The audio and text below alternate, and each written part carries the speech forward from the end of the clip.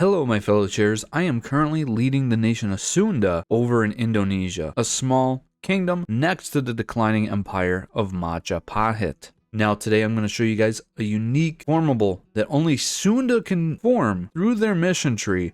They have a couple different formable nations, but we're going to focus on one that is extremely good at playing tall. Now, really quick, if you guys are not familiar with this series, this is my tall series. We essentially just pick up infrastructure ideas and try to max out playing tall and see how viable it is to actually play tall and see if we could actually spawn manufactories by the year 1650. With all that being said, let's get right into playing as Sunda. Alright, so first thing that we have to address here is we are a Hindu nation, which is actually very good. I do enjoy playing as Hindu countries because you get to choose a deity with every ruler. Now, some of the really good deities that I personally like is Shakti. Shakti gives you that additional +5 discipline, siege ability, missionary strength. One with Vishnu is pretty decent if you're going to be going for a large conquest kind of campaign. And of course, Ganesha is very good with the diplomatic reputation, improved relations. And let's also not forget about Shiva with that core creation cost and that AE impact. Well, for today, we are mainly going to be using both Shakti, Ganga, and Surya over here. So then that way we could try and maximize our bonuses. For right now, I will be picking up Shakti though. Now, I did mention our rulers, and every time that they die, we get to choose a new deity. Well, we start out with a really good ruler, 433, who's a scholar, righteous, and also an aspiring leader, giving us even more morale armies. However, this man is 72 years old, so he's not going to be leading our nation for that much longer. However, one thing that is going to be working out in our favor is the nation of Majapahit, which if you guys are not familiar with these guys, they do have a disaster at the very start and their entire empire collapses really quickly. The AI doesn't really know how to handle it too well, so we're going to use that to our advantage. And of course, some of the people that we are going to rival is going to be Majapahit. I'm also going to rival Palembang over here. They are going to become a pirate republic at some point here, so I'm going to go ahead and rival them. And might as well do Brunei. Now, Sunda does have a pretty unique mission tree. Obviously, the whole right portion of their mission tree is the generic Indonesian ones that basically everybody gets. While the whole left portion here is like, if I decide to, I could convert to Islam. If I complete this mission, develop new cities, we could actually go ahead and form one of two different countries, as I mentioned earlier. So this mission is actually pretty cool. Essentially, if we go ahead and beat up Majapahit and guarantee them during their disaster, they will actually become our subject and we get permanent claims, unlike the rest of Java area, which is pretty much everything over here. Some of the other missions, like we could go ahead unlock Buddha as a personal deity. We get some good great power upgrade cost, which is very important later on because we do have a couple of great projects in this region, wherever they may be. Here they are. And I believe one of these is good for tall. Yes, this one right here, which actually gives us more development cost. And on top of that, we have this mission right here, improve rice production, which actually allows us to give the merchant guilds a unique bonus. Any province that produces grain gives us additional development cost reduction. So pretty much what you're seeing here, these are going to be like the main areas that we are going to be developing. And really quick, just a brief mention here, we do have the mandala system, which is a unique government reform for pretty much all of Indonesia and some of the guys over here in Indochina. Essentially, whenever you concentrate development into your land, you don't lose any development whatsoever. It just goes straight into your country. You also get more money from your vassals, and they also give you more force limit contribution, which is fantastic if you go for influence ideas. We could also establish tributaries, which we are definitely going to be using. We're not going to be conquering a lot of land other than what is here on Java, but we are going to be exerting a lot of influence over these guys and having a ton of tributaries. And here's that disaster event that pops up literally in the first month of the game here. Majapahit loses 5 stability, 50 legitimacy, and there's a good chance that their entire country is just going to break apart, and we're not going to really have to worry about them whatsoever. Again, the AI doesn't really know how to handle this too well, so you're kind of at an advantage here. And because of this, also, I'm going to go ahead and hire a couple mercenary companies, and we're just going to go straight into a war against Majapahit. We're going to take over this state right here, and that should allow me to go ahead and guarantee their independence. Now this war has been extremely easy. I beat up Majapahit's 12,000 guys right away. So we are showing our military might very quickly and easily and early on here. Now the only thing that we are not showing our might in is naval supremacy. Now Majapahit does still have a decent sized navy with 15 ships, which I do like their composition a little bit more because I do have like one more galley than we do. We have 2 more light ships, 6 galleys, and 7 cogs. Now, additionally, they did ally the nation of Kutai right before I started this war. And so because of that, they can bring another 14 ships. I'm not necessarily worried. You shouldn't be worried either. It's only if they start landing troops over here because Kutai can bring an additional 7,000 to 8,000 troops. Again, I'm not worried about it. Neither should you. Alright, so my peace deal is going to look a little something like this. I'm going to go ahead and take, I guess no money. We're just going to take as much land as possible here. And I should be able to, at the start of the month, go ahead and proclaim a guarantee, which I guess I cannot. Surprisingly, but I cannot guarantee Majapahit at all. And if I give it a little bit here, because I mean, they don't really have many troops. Now earlier I was talking about concentrating development here, so I could go ahead and concentrate the development from this state right here in Central Java. So our capital is currently at size 11. After doing this, it's now going to jump up by another 5 development, and now it is size 16. And honestly, that's going to allow us to go ahead and rapidly develop our country without necessarily having to spend monarch points. Okay, so I'm going to do something a little bit interesting here. I'm going to invade the nation of Bali, who I do not have a connection with, but they are a tributary state of Majapahit.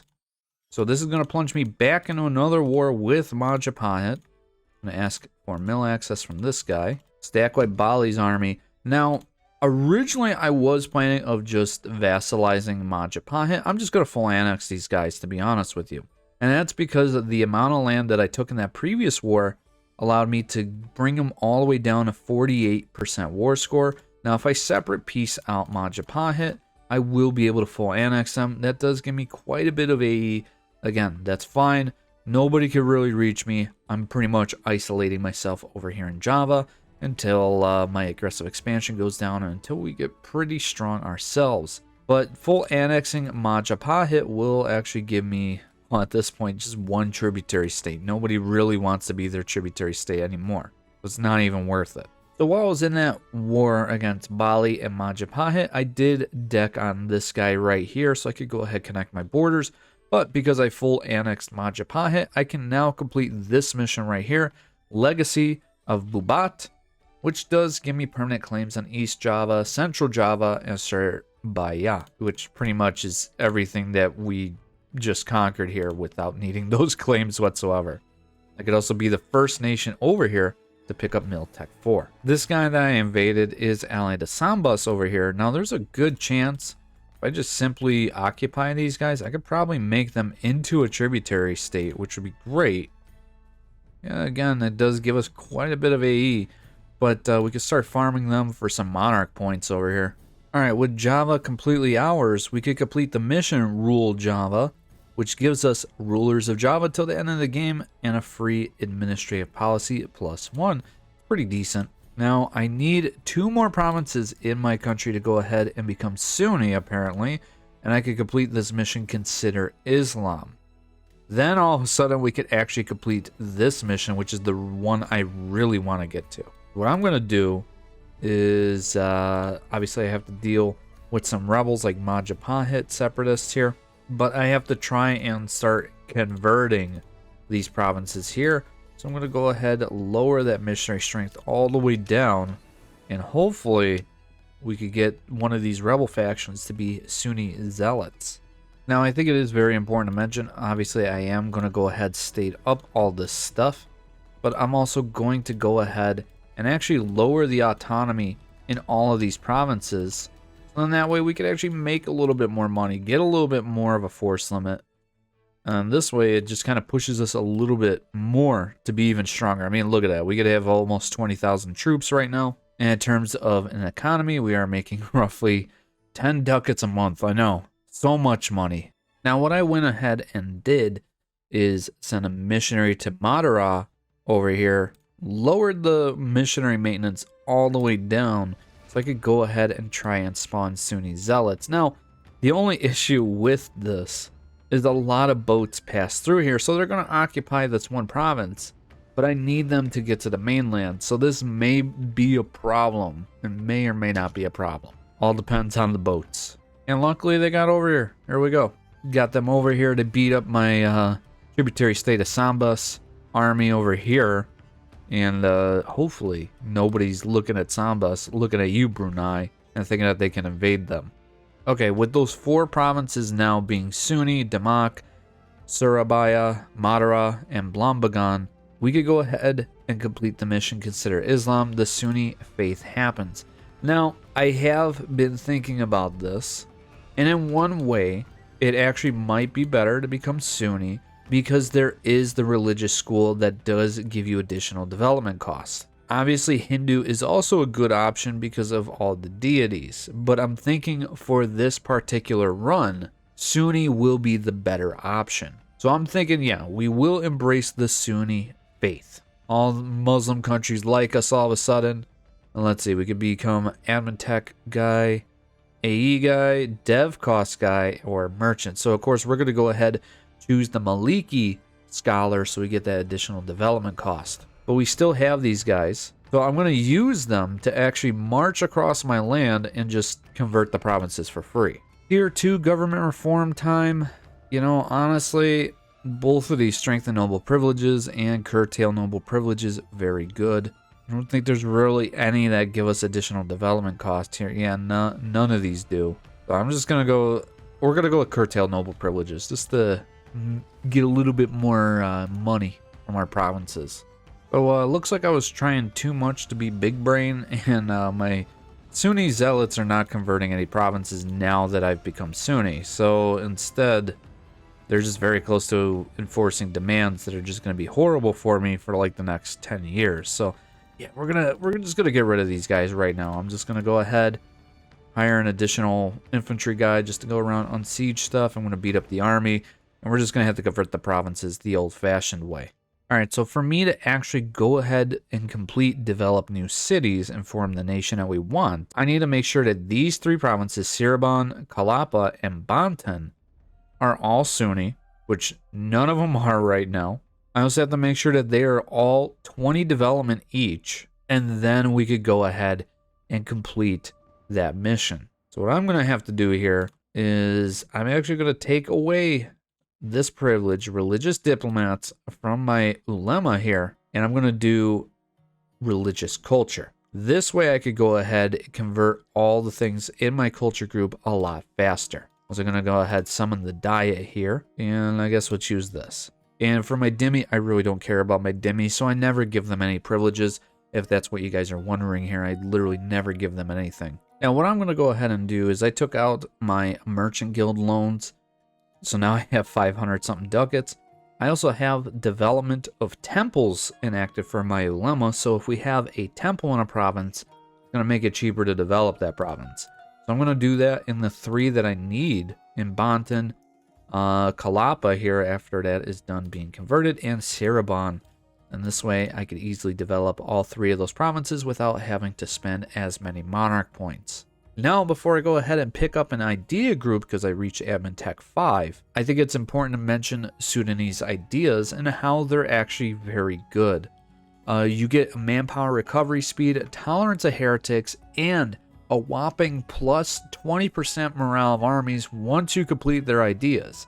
You also get tolerance of the true faith, national unrest, fort defense, construction costs, an additional merchant and more trade steering, tax modifier, and 10% goods produced. Overall, very good ideas. I think very well balanced for picking up something like quantity, defensive ideas, and then going with like trade ideas to really maximize that morale of armies, the amount of troops and manpower recovery speed that you could get, and with trade ideas, getting an additional 15% goods produced modifier with quantity and trade ideas. Now, with all of that being said, I'm thinking we are going to open up with innovative ideas. Innovative ideas, very good, stacked at innovativeness, especially early on. It's going to make everything cheaper. You don't have to spend as much to simply dev up a province when your innovativeness is at 100%. Your technology is going to be cheaper. Your ideas are going to be cheaper. And innovative ideas themselves make everything cheaper. So you're going to get more. So you're going to get cheaper technology costs, cheaper institution spread or institution embracement costs. You're going to get more institution spread, an additional advisor, monthly war exhaustion, and monthly splendor, which is actually pretty underrated. So you could get some of these good age bonuses, additional free policy, and 20% cheaper advisors, which is fantastic. So you could keep up in technology. And I think it's also very important to mention, again, we are going to have to start deving up for the Renaissance very soon here. It's 1467. It spawned in Genoa back in like 1450 pretty much. So we are like 17 years behind everybody right now. Granted, our region of the world doesn't even know what the heck the Renaissance is right now. And so we could kind of take advantage of that. Focus on getting through innovative ideas, playing very tall, and getting ahead of all of our neighbors. And if I really want to, at that point, really exert our dominance on these guys with a very advanced military and very good technology. Now it is time for us to go ahead and start developing some of these provinces. I have a missionary converting Sarabon, so eventually we'll get to deving up that province. But we're going to focus on Banten and Kalapa right now. Both of these are grasslands provinces, size 11, produce spices, and Banten's a natural harbor, while Kalapa is an entrepot, meaning it's going to be even cheaper to dev up these provinces just for those reasons. Plus, I have development of temples, and we have tropical city planning as well. All of that being said, it's going to cost us 46 monarch points right now. Now, if I enact the edict, encourage development, brings it down to 41 in Banten and 39 in Kalapa. I'm going to go ahead, dev this up to 15. Do expand infrastructure. That's going to drop it back down to 37. I'm going to spend the rest of those 5 monarch points in production, since these are spices, and we'll make a little bit more money. Same thing here in Banten. And now all I have to do is wait for Sarabon here to go ahead and be converted. And this one is not a center of trade, but it is grasslands and a spice province, which is pretty nice. So it's actually worth something to develop. So now that I went and developed all 3 of those provinces, I can now complete develop new cities. Kalapa gets renamed to Jakarta, and Sarabon now gets a level 1 center of trade. We also get the event a new capital, a new sultanate, though we have a few options here. We could basically stay as Sunda, and our capital is going to stay right where it is. We get some additional development there. Our second option here is we could become the nation of Banten by moving our capital there, get some more development there. We get new traditions and ambitions. We could do Sarabon, same thing, but it's a completely different formable nation. Or we could stay as Sunda and just simply move our capital to Jakarta. Now we are going to go ahead and become the nation of Banten. We're going to take the new traditions and ambitions, and now we have this really nice red color here and these really nice ideas. Banteni ideas include missionary strength, national manpower plus 10%, and plus 5 discipline when you finish all of their ideas. You also get tolerance to the true faith and monthly piety, so it's worth it to kind of focus more on legalism.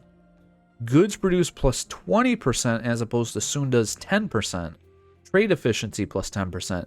Fort maintenance, land attrition, dev cost minus 10%, core creation cost minus 20%, and max promote cultures. So overall, very good ideas for playing tall and doing a decent amount of expanding. Now, if you guys want to see me do a campaign where I play as the other formable nation, Sarabon, which is the more militaristic one, then let me know in the comment section down below. Tell me that you want to watch me play as Sarabon next time. Right now, we just picked up our very first idea in innovative ideas. We're making 11 admin points a month. I am focusing on admin. I'm running all level 1 advisors, and we're making roughly 489 ducats a month. And this is what our country's looking like religiously. I think once everything's been converted, you're going to start seeing us make like almost 10 ducats a month. Somewhere roughly around there, anywhere between 8 to 10 ducats. Obviously, I'm paying more in missionary strength right now. And all these provinces that are not of my religion, they are going to be giving me less production and less tax. So we're not making really any money off of these provinces right now. Alright, so what I'm going to start doing now is actually focusing on getting the Renaissance in my capital here. We are starting to feel the pain in terms of technology not being spread to our capital.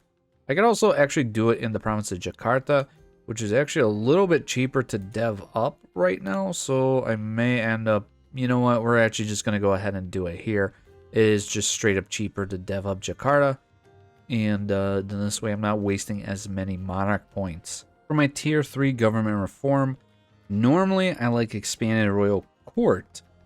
However, in the case of this campaign, we're going to go with representatives of the crown, because our tributary states, when we get into having more of them, can actually give us more monarch power tribute from each one of them. So yeah, I'm going with that. I want the monarch points, and I need to start forcing these guys to be my friends. And now that I've embraced the Renaissance, it's so much better to go ahead and actually get technology. As you guys can see, obviously I'm very much behind everybody, and I really need to get caught up. Luckily, my ruler and my heir, they're like average and stuff, so I mean, they're definitely going to help overall, but you know, I mean, what would really help is if I get like a perfect ruler. Second idea group time, it's tough. I mean, obviously aristocratic ideas would be very good because that's going to give us that additional dev cost, and aristocratic ideas are just very good overall, plus that production efficiency policy is very nice. However, we are playing in Indonesia, and there's a lot of ships out here, and sure, I'm building a huge navy, as you guys can see. I'm about to have the largest navy in this area at the moment. So I mean, obviously a good option here would be to pick up something like quality ideas, because it's going to buff both our army and our navy. Plus, it's going to give us that discipline, which, as I mentioned earlier, we do get an additional 5% discipline at the end there. Alternatively, I could go with quantity ideas, really stack up that manpower, because we can have a lot of manpower right now. And obviously, as I develop more and more, that's only going to go up. And then I could have around 35,000 troops, 33%. You know, all of a sudden we have an army that could probably rival Ming's at that point. This does kind of come down to personal preference, and I'm thinking that quality ideas is going to be the way to go. I am going to go kind of more militaristic in a little bit here. So, I mean, quality would be very nice. Unless I just abandon the military ambitions for right now and go exploration, which actually might be the better option, the safer pick here. So I can start filling in some of these lands in between, get the islands, maybe get to Australia. We're going to go ahead and pick up exploration ideas. And that's just so we can focus on picking up these islands, getting next to these guys, making it easier for me to get claims, and start forcing a lot of these nations to become my tributary states. So let me go ahead and actually start building a couple light ships I could use to start exploring Australia. I mean, that would actually be nice to bring in some of that trade. And I did mention it would be an added bonus, or just very nice, if we could spawn global trade in our area. Since I went and picked up exploration ideas, and we're going to be colonizing some of the nearby provinces, I'm going to open up with our Age of Discovery bonus here, higher developed colonies, giving us additional development boost. Okay, so our very first war that we are going to be doing here, we're actually going to full annex Palembang, because that's going to give us a mission, this one here, conquer Lampung. So as long as we own these 3 provinces, we get subjugation CP on everybody else over here, which means it's going to be a lot easier to force all of them to be our tributary states, which is fantastic. And all it costs is just Palembang. So let's go ahead and start using our military and naval might on these guys and show everybody that we are the new dominant force in Indonesia.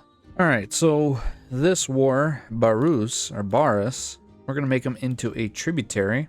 Thank you very much. Welcome. Same thing with Indrapur over here. They're going to be a new tributary subject of ours. Now, Palembang, as I mentioned earlier, we are just going to go ahead full annex them. Only person that would care would actually be our subject of Indrapur. We are officially on this island over here. And now I could complete the mission, conquer Lampang, get a bunch of subjugation CBs on all of these guys. And that's honestly just going to be our next goal here for the next like 10 years, is to subjugate everybody that we possibly can. Alright, so far out of our campaigns over here, about half the island of Sumatra has been officially converted over to us at this point. So yeah, we do have 5 subjects. I'm going to go ahead and make these guys actually give me some more Diplo points. We're going to need some more Diplo points. But we're going to be using and just constantly milking these guys for their points. Then that way we're just going to basically redevelop into our provinces over here.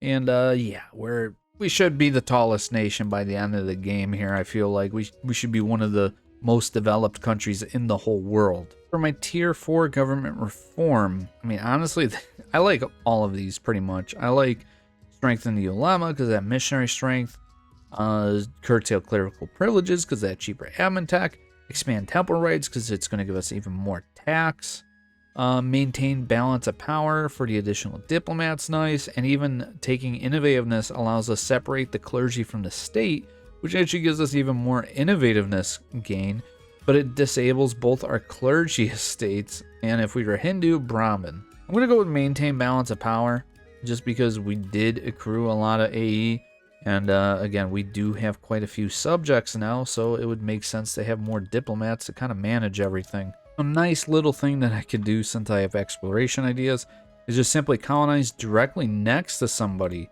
establish a tributary, cancel the colony all of a sudden, and basically just rinse and repeat as I just move my guys nearby to all of these guys so I could just farm them for monarch points. And so far, this is exactly what our tributary states are looking like, just simply using that strategy. All the ones with gold here, I've gotten an additional like 6 tributary states in the Philippines, these guys over here, and all of these guys down here, just simply by doing that. Oh my goodness, I love this. So far, I'm loving this strategy of just tributary states everywhere.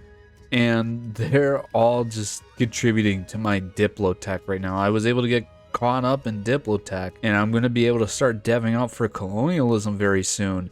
And I'm going to start bum rushing through exploration ideas very quickly because thanks to all my tributaries. I mean, look at this list. And there's still more tributaries that are eligible for me to have. I'm getting down to the Australian guys now. All of them together are just giving me like 1 additional monarch point, but all of them together, yeah, it's a lot of extra monarch points just to have extra monarch points pretty much. But my colony in this province are about done. I'm actually going to beeline for this island right here in Micronesia. Not a lot of people know this, but this island actually has a great project here. And it's one that's amazing if you're going to be colonizing. And I guess that's part of the reason why not too many people know about this. I mean, for one, it's literally in the middle of the Pacific Ocean. And it's one of the smallest islands in the game. For 2, not too many people really like colonizing. But once I finish colonizing this province, I will go ahead and show you guys exactly what that wonder is and why it's so good. Well, would you look at that? Ming is starting to explode now. Which means some of these Filipino guys, yep, like Tondo, are no longer a tributary state. Same thing with this guy right here. So yeah, I'm going to go ahead, recall this colonist, and make both of these guys into tributary states now too. With the death of the Ming Empire, considering now that Shun, Yue, and Wu have popped out of them, we have officially become a great power, though it is only the 8th greatest power. We are slowly catching up on England right now. I mean, if we could just simply surpass England, we kind of cement ourselves a little bit more as a great power. Just got to keep going up. 3rd idea group time. Finally, we are going to go ahead and pick up quality ideas. Then from there, when we get to Admin Tech 14, we're going to go ahead and pick up infrastructure ideas. And that should pretty much allow us to just skyrocket from that point on. So finally, my colony in Micronesia is done. It's over with. And now I can show you this great project.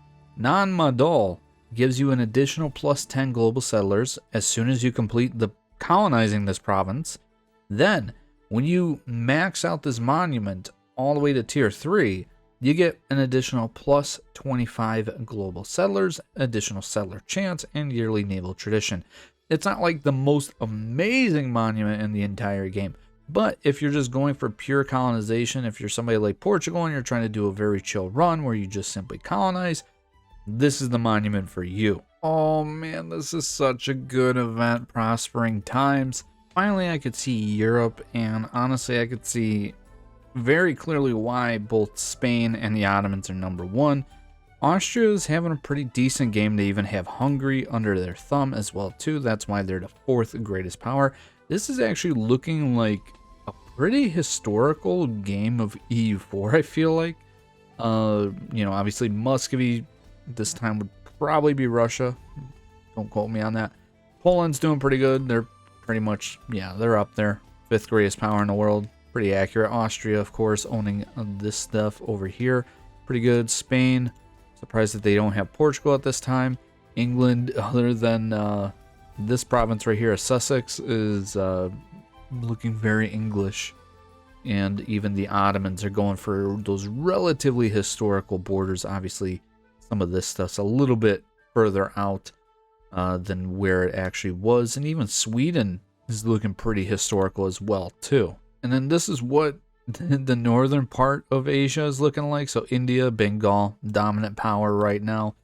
Shun doing very good until they weren't, because now they're going through the nomadic frontier disaster. Oirat's having a decent game. Ashikaga, they've got some weird border gore thing going on here. They're trying to integrate their subjects. I don't think, well, actually they will be able to and reform into Japan. Never mind. And yes, we have Taiwan. I know that they exist. But this is what our country's looking like right now. We're just colonizing all these little islands.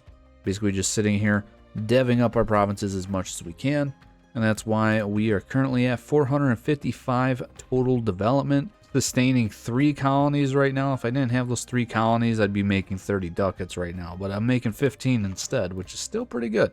Now, after boosting up my relations with Spain, getting a diplomatic reputation advisor, I can now pay them about $750 a month. They're going to give me printing press. And then that way, I don't even have to necessarily dev up for this. Even though we are slowly getting it already, in some of these. Well, and with us finally being completely caught up in tech, we could go ahead, finally pick up infrastructure ideas and hopefully rush down to that additional development cost. We are getting a little bit closer also to the university building in Admin Tech 17. That's going to make things extremely cheap to develop as well.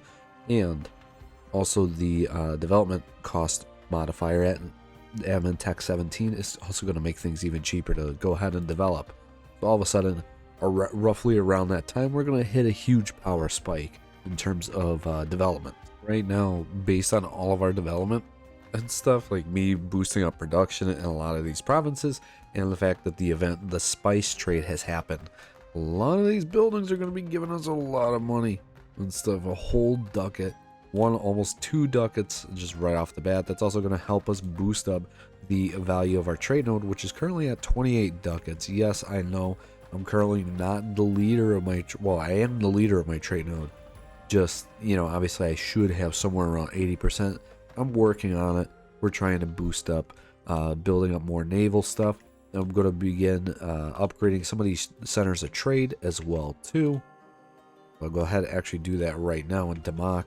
But all of these are going to be a really high level, level 2, level 3 centers of trade. I finally finished up a couple missions such as trade dominance, having a level 3 center of trade, and 60% or more trade power in our home trade node, giving us 15% trade efficiency for the next 20 years. Next, the spice must flow. I am the leading producer of spices, meaning I get the bonus from it, and we get the spice must flow to the end of the game, giving us 5% goods produced, which is very, very nice. It's going to help bolster up our economy even more. I mean, we're making 54 ducats. I'm running 3 colonies, so realistically we should be making around 70. I'm sure after that we're probably going to be making around like 62 ducats. And global trade has finally spawned. However, Not in my country. Not even over here in Asia. I only got my trade node up to 42 ducats. Malacca is up to 49. English Channel's at 85 ducats, so that's exactly where that thing spawned. It was over here in Calais. I mean, even Sevilla is up near 70.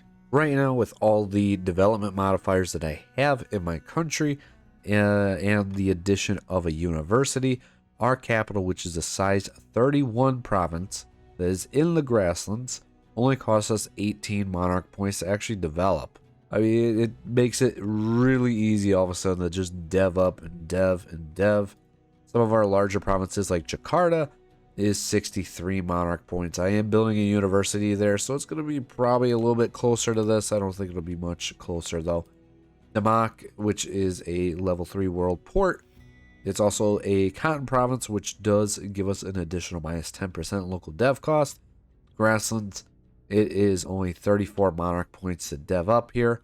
And I did build a university here as well. So some of these provinces are going to be pretty cheap. Obviously, if I build a marketplace in every, or a university in every province, yeah, it's going to be very, very cheap to dev up everything here. All right, so looking at manufactories, which is obviously like our end goal here, the game's telling me that the province of Pakuan is most likely going to be the province that it actually spawns in. So let's look at Pakuan, which is this one right here. It has a farm estate, okay. What is working against it here? One of the following must be true. Have a naval equipment manufactory, a weapons manufactory, textile, plantation, trade station, or mill. So because it has a farm estate, it's more than likely not going to get the manufactories institution. So if I actually probably dev up our capital of Banten over here, be above this, because this is our highest dev'd province right now, 42. This will probably be the one that's most likely to spawn it, which I am a-okay with. And a trade station does make it eligible, so let's go ahead and dev up this province here. So at least we got like 2 of the top 2. Obviously, we need to keep our capital going up, so that way it increases the likelihood, I feel like, of spawning in our capital. For my last idea group here, I really don't know. I mean, it's between a military or a Diplo one. I'm feeling more of like a military idea group here. I could pick up aristocratic for the extra 5 dev, but I don't think it's really going to make much of a difference at this point. You know, we're just going to pick up, I'm thinking trade ideas, just to see if we can't funnel some more money into our country. All right, year is 1650, and manufactories has spawned in Coburg. Frickin' Coburg. A 30 development province with a naval manufactory. Not any one of my literally leading development provinces. Look at this. All these provinces are literally the biggest provinces in the world, and I have the vast majority of them. Oh my god, dude. This is so frustrating. Like, look at how developed this is. I've been sitting here just clicking the freaking development button. Oh my god. But, I mean, where we are at, we are number 7 in terms of great power status. Everybody pretty much very close to each other. I mean, we got Ottomans, Spain, France, Austria, Hungary. Yeah, that's right. We got an Austria, Hungary over here. And of course, they have Burgundy and all of the Hungarian stuff. Surprisingly, they did not go for the PU on Bohemia, but they do have a Habsburg there. I mean, if this guy dies, he's going to go under Austria-Hungary. Then even further ahead of us is Bengal, Portugal, and we are pretty close to Portugal. Even Poland's pretty close to our development as well. But yeah, I mean, I guess that's just kind of the way things go sometimes, where you have the most developed provinces in the world with manufactories, and with the game telling you, like, hey, it's more than likely going to develop or spawn in this province here, and then you just don't get it. But this is what our country looks like. We did some colonizing just to kind of clean up some of these empty provinces, pretty much. Complete a couple different missions. And yeah, in terms of total income, we are making about 242 ducats in total income. Our actual monthly income is 102 ducats a month. We have manufactories literally everywhere. Universities everywhere. All that good stuff. But yeah. Hope you guys really enjoyed this video, and if you did, please consider liking and subscribing, and I will see you guys in the next one. Chairman out.